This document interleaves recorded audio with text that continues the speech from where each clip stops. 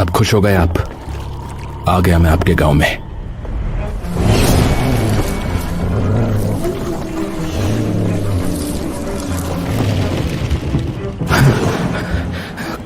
कौन है वहां?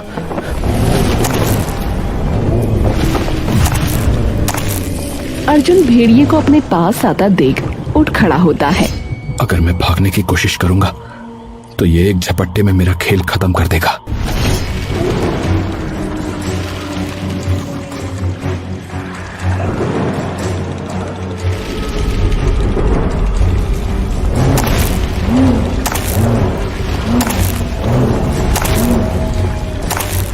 कि तभी अर्जुन की नजर उसके पांव पर पड़ जाती है।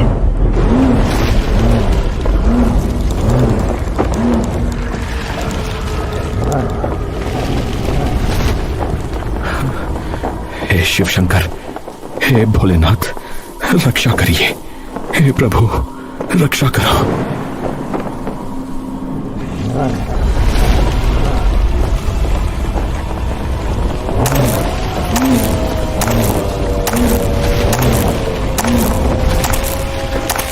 अर्जुन धीरे धीरे अपनी आंखें खोलता है।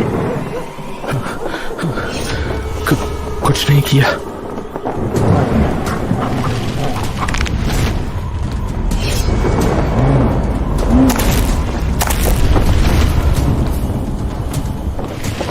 अर्जुन कुछ देर वहीं खड़ा रहता है। इस भेड़िए ने मुझे ऐसे क्यों देखा? अर्जुन वापस अपने घर लौट आता है।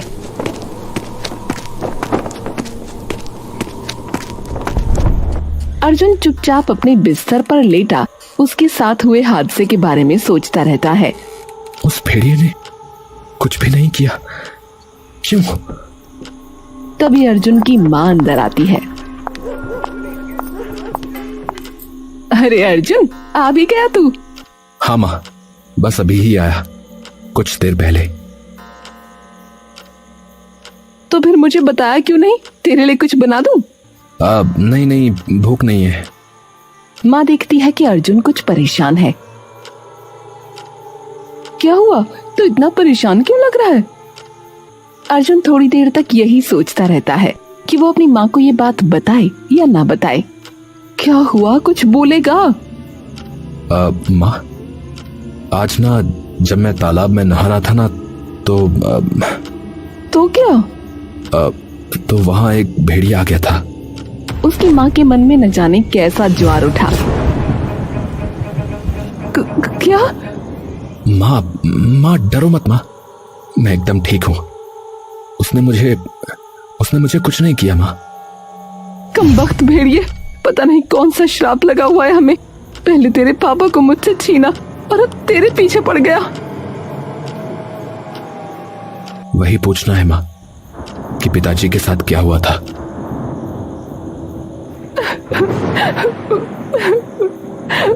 उसकी माँ रोते रोते बैठ जाती है। वो उस दिन शिकार करने के लिए अपना तीर कमान लेकर जंगल चले गए।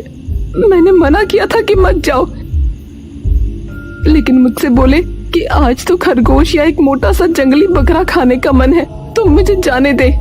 बस चले गए। मुझे तो बस खबर आई कि उन्हें किसी भेड़िए ने खा लिया और अब फिर से मेरे बच्चे को मुझसे लेने आ गया, और एक और कमबख्त भेड़िया। माँ, अरे कहीं नहीं जा रहा मैं।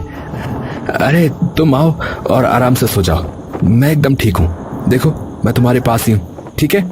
अब सो जाओ तुम। ठीक है, पर अब तो उस तालाब में कभी नहीं जाएगा। ठीक है माँ, ठीक है। अब तुम शांत हो जाओ, ठीक है?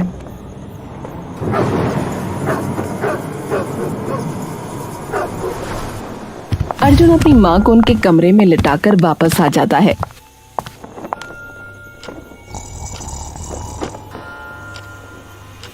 और वापस अपने कमरे में आकर बैठ जाता है।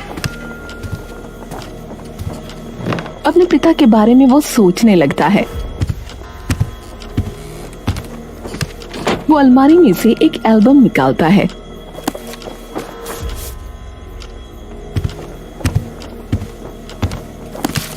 और उसे मुस्कुराकर पलट पलट कर देखने लगता है।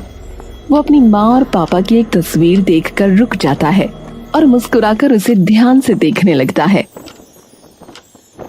कितने प्यारे लगते थे दोनों। अर्जुन की नजर तभी तस्वीर में खड़े अपने पिता के पहने ताबीज पर जाती है। अर्जुन उस तस्वीर को अपनी आंखों के और करीब लाता है। अरे ये क्या? ये तो वही नाखून है जो उस भेड़िए के पाँव में। अर्जुन तभी ऊपर देखकर उस ताबीज के बारे में कुछ बातें याद करने लगता है। अर्जुन 5 साल का है और अपने पापा की गोद में बैठा है। पापा ये क्या है? ये नाखून। छी गंदा। अरे ये कोई ऐसा वैसा नहीं, ये शेर का नाखून है रे। मैंने जब पहली बार शेर का शिकार किया था ना, तो मैं बड़ा खुश हुआ था। तो मैंने क्या किया पता है? मैंने उसका एक नाखून तोड़कर अपने गले में टांग लिया। हाँ, जब तुम बड़े हो जाओगे तो तुम्हें दे दूंगा, ताकि तुम्हें याद रहे कि तुम्हारे पिताजी कितने स्ट्रॉन्ग थे। समझ गए बेटा? ठीक है? ठीक है। वो नाखून तो शेर का था, फिर उस भेड़िए के पैर में कैसे आया? अर्जुन थोड़ी देर तक वहीं बैठा कुछ सोचता रहता है। इसका तो पता लगाना ही पड़ेगा।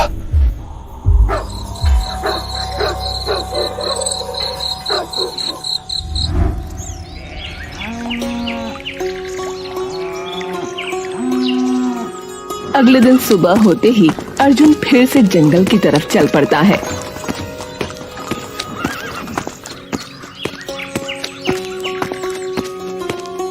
कि तभी गांव का सरपंच उसे मिल जाता है।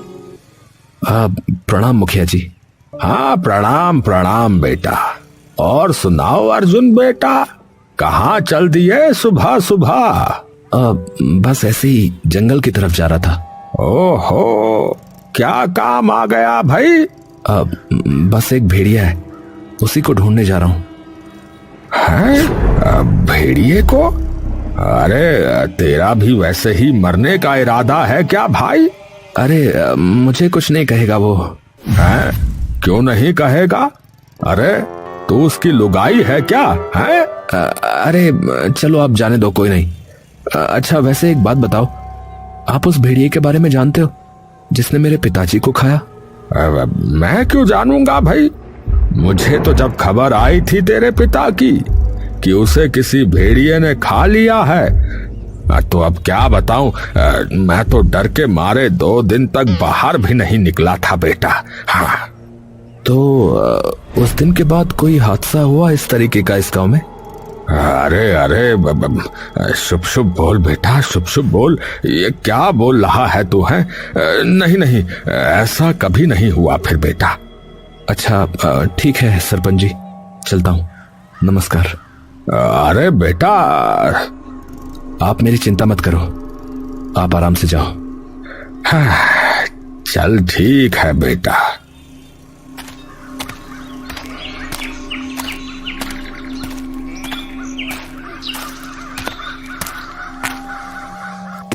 अर्जुन अब जंगल के अंदर पहुंचकर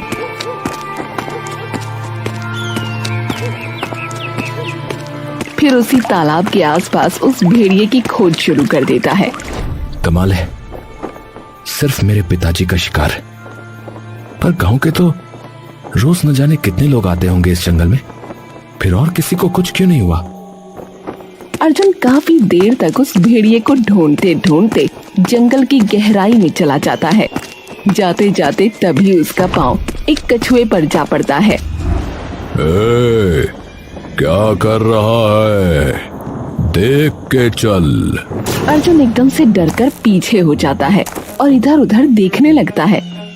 अरे ये आवाज कहाँ से आई? अबे चील है क्या जो आसमान में देख रहा है? नीचे देख। अर्जुन झटपट नीचे की ओर देखता है और कछुए को देखकर एकदम से पीछे की ओर हो जाता है। कछुआ उसे गुस्से से देख रहा होता है। हाँ, तुम अर्जुन झुककर उसकी ओर गौर से देखने लगता है। अबे घूर क्या रहा है? मैं ही बोल रहा हूँ। कछुआ बोल रहा है? अबे, तेरे दादा की उम्र का हूं, तमीज से बात कर। पीठ पर चढ़ गया होता तू मेरी।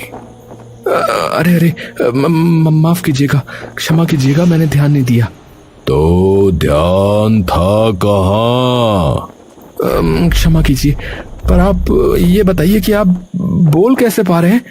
तू मुझे ये बता कि तू सुन कैसे पा रहा है? ये तो मैंने सोचा ही नहीं। सही बात कही आपने। इतनी अंदर क्या कर रहा है भाई तू जंगल में? मैं वो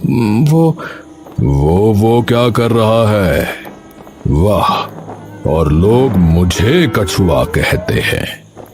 अबे क्या मुंह में बांस चला गया? जल्दी बोल। वो मैं यहाँ एक कछुए को ढूंढने आया था। मुझे? सॉरी, भेड़िए को एक भेड़िए को ढूंढने के लिए। वो पूरा ध्यान आप पे था तो तो अब ये भी बता दे कि भेड़िए को ढूंढने के लिए क्यों आया है? क्या मरने की इच्छा अधिक है या कुछ और कीड़ा है अंदर? नहीं, वो भेड़िया मुझे कुछ नहीं कहेगा। हैं? क्यों? तू पिताजी लगता है उसका क्या? बड़ा बदतमीज और खड़ूस है ये कछुआ। मैं अपने पिताजी के लिए ढूंढने आया था उसे। मतलब वो पिताजी लगता है तेरा?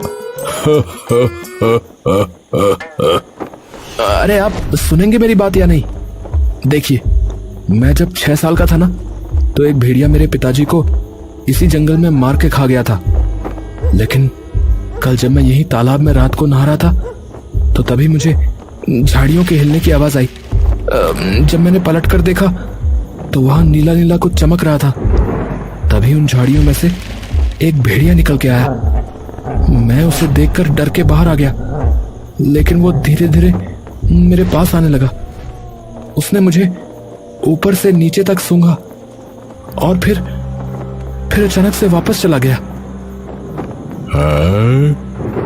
उसने कुछ भी नहीं किया? नहीं, वही तो मैं कह रहा हूं। और सबसे अलग चीज जो मैंने देखी वो था उसके पाँव में एक शेर का नाखून, जो कि मेरे पापा भी अपने गले में पहनते थे। क्या? शेर का नाखून भेड़िए के पाँव में? कछुआ अचानक से अचंभित स्वर में बोल उठता है। रुको, क्या वो नाखून उसके बाएं पांव की पहली उंगली में था? अर्जुन कछुए की ये बात सुनकर अचानक चौंक उठता है। आपको कैसे पता? तेरा बाप। पिताजी? हाँ, मतलब तेरे पिताजी उसको गले में लटकाते थे ना? हाँ। बैठ जा, फिर लंबी कहानी है। क्या आप जानते मेरे पापा को? हाँ, और एक बात और। क्या? मरे नहीं हैं तेरे पिताजी, जीवित हैं। क्या? ये आप क्या बोल रहे हैं? सच बोल रहा हूं। बैठ, पूरी बात बताता हूं। मुझे याद है, मैंने ये सारी चीजें अपनी आंखों से देखी थी। तेरा पिता शिकार करने निकला हुआ था और उसी वक्त वहां एक अघोरी बाबा बैठे हुए गहरे ध्यान में तपस्या लीन थे।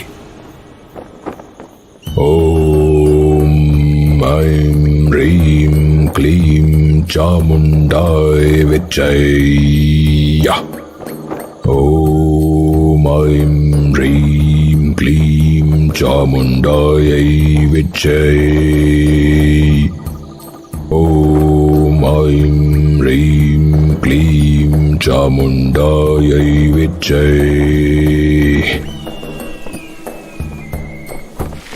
तभी उन्हें झाड़ियों के हिलने की आवाज आती है। वो देखते हैं कि सामने एक खरगोश झाड़ियों में छिपा हुआ है।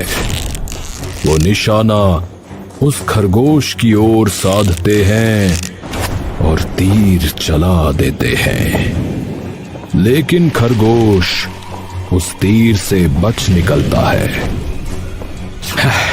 धत तेरे की, बच निकला। वो एक और तीर कमान से निकालकर धनुष में डालते हैं और उस खरगोश पे दाग देते हैं, लेकिन तीर खरगोश पे लगने की बजाय उन अघोरी बाबा को लग जाता है और अघोरी बाबा की तपस्या भंग हो जाती है।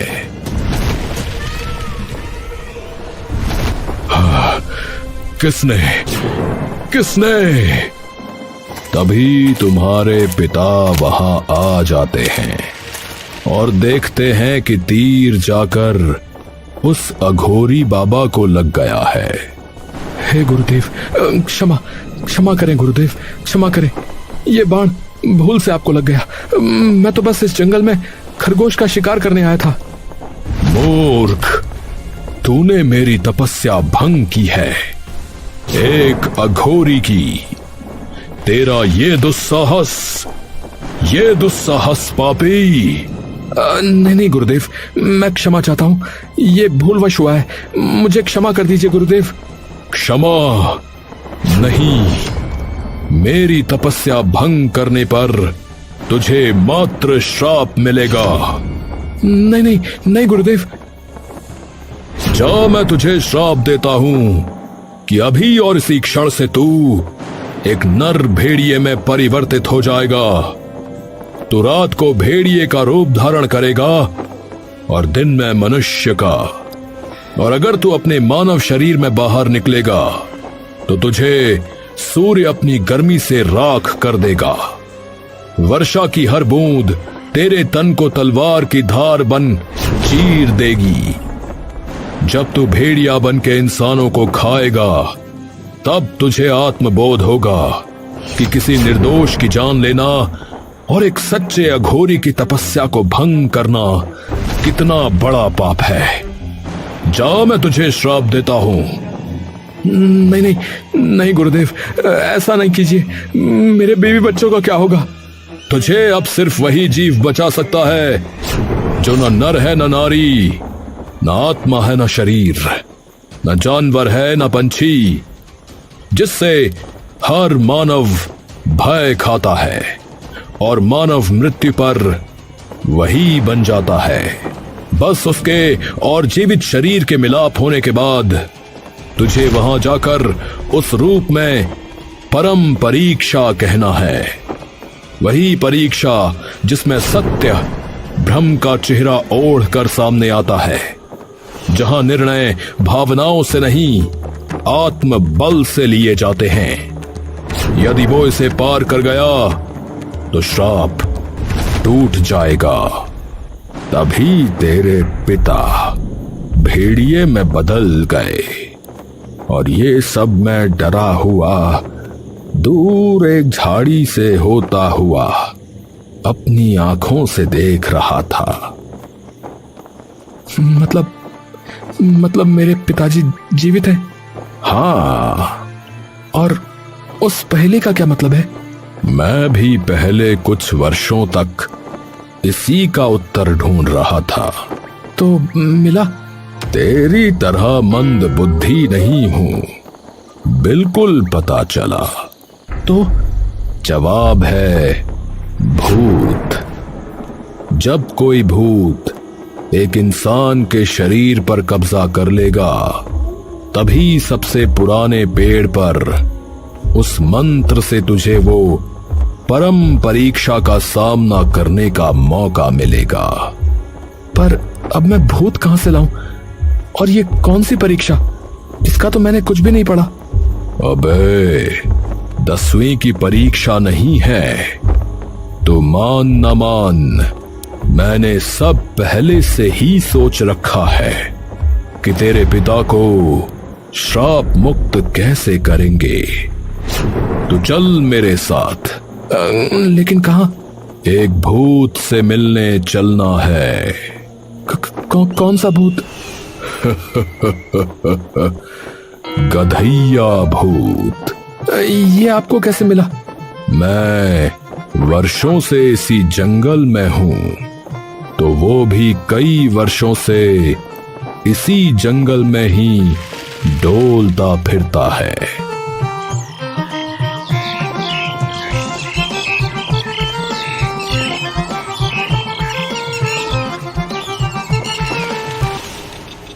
ए गधैया, ए गधैया। अरे अरे कछुआ भैया, कैसे याद किया? बताओ। तेरी सहायता चाहिए, लेकिन किस चीज में सहायता? और ये भाई साहब कौन है? नमस्ते भाई साहब। नहीं, गधैया भूत जी, मुझे आपकी सहायता की बहुत जरूरत है, तो कृपया कीजिए। क्यों? क्या हुआ? कोई हड्डी वड्डी टूट गई है, या कहीं गुर्दे में दिक्कत है, या पित्त में? क्या? अरे आप भूत हो या वैद्य? गधैया, बिल्कुल ही गधा है तू। पूरी बात सुन। कछुआ और अर्जुन मिलकर उसे पूरी कहानी बता देते हैं। ओहो भाई, तुम बिल्कुल चिंता मत करो, मैं तुम्हारे पिता को अवश्य बचाऊंगा। कछुए जी, ये कर तो लेगा ना? इसकी शक्ल पे मत जा, बंदा काम का है, मतलब भूत काम का है। पर अब ये कैसे पता लगेगा कि इस जंगल में सबसे पुराना पेड़ कौन सा है? वो भी मुझे पता है। आपको पता कैसे है इन चीजों का? सीधी सी बात है, मैं कछुआ हूं। मेरा जीवन सबसे लंबा है हर जीव से। मैं 800 वर्ष का हूं और इसी जंगल में रह रहा हूं, तो मुझे सब पता है, नया क्या है और पुराना क्या। अर्जुन और गधैया दोनों ये सुनकर चौंक जाते हैं। तो आपने तो डायनासोर भी देखे होंगे महाराज। अरे चलो तुम, और सुनो, मेरे ही पूर्वज थे डायनासोर। ओ तेरी। कछुआ उन्हें गांव के सबसे पुराने बरगद के पेड़ के पास ले जाता है।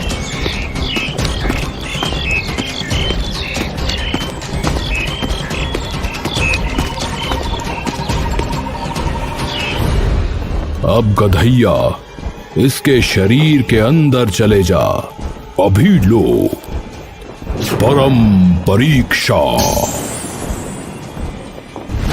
तभी एक तरफ वो भेड़िया उनके सामने आ खड़ा होता है और दूसरी तरफ उसके पिता एक खरगोश पर तीर ताने खड़े होते हैं। गधैया तभी उसके शरीर से अलग हो जाता है। गधैया, तुम कछुए जी को लेके भागो यहाँ से। अरे पर तुम ये अकेले कैसे संभालोगे? मैं संभालूंगा। मेरी वजह से अगर आप लोगों को कुछ हो गया तो मैं खुद को माफ नहीं कर पाऊंगा। यहाँ तक पहुँचाने के लिए आप लोगों का बहुत बहुत धन्यवाद। अरे पर मैं तो भूत हूँ। वही तो, तुम इंसानों को डरा सकते हो, किसी भेड़िए या अघोरी वगैरह को नहीं। चलो जाओ यहाँ से। अर्जुन भेड़िए की ओर देखता है और फिर खरगोश की ओर। अर्जुन गहरी सांस भरता है। हाँ, सिर्फ आपके लिए पिताजी।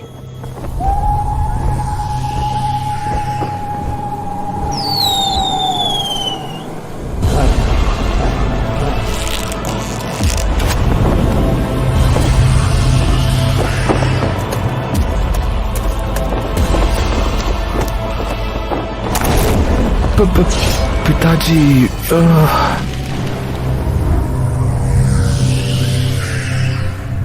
तभी अचानक अर्जुन की आंख खुलती है और वो देखता है कि वो उसी बरगद के पेड़ के पास खड़ा है।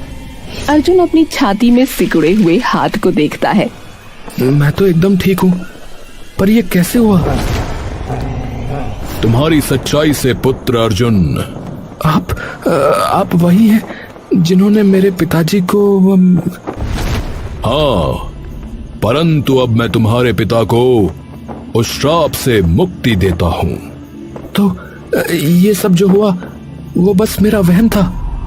नहीं, वो सब सत्य था। तुम मात्र उस खरगोश को बचाने के लिए अपनी दर्दनाक मृत्यु को झेलते रहे। तुमने अपनी भी जान बचाई और एक निर्दोष जीव की भी। इसलिए मैं कपाल दत्त तुम्हारे पिता को उनके श्राप से मुक्त करता हूँ। अर्जुन अघोरी के सामने अपना मस्तक झुका लेता है। धन्यवाद बाबा जी। अर्जुन जैसे ही सर उठाता है वो देखता है कि उसके पिता उसके सामने खड़े हैं। अर्जुन बेटा,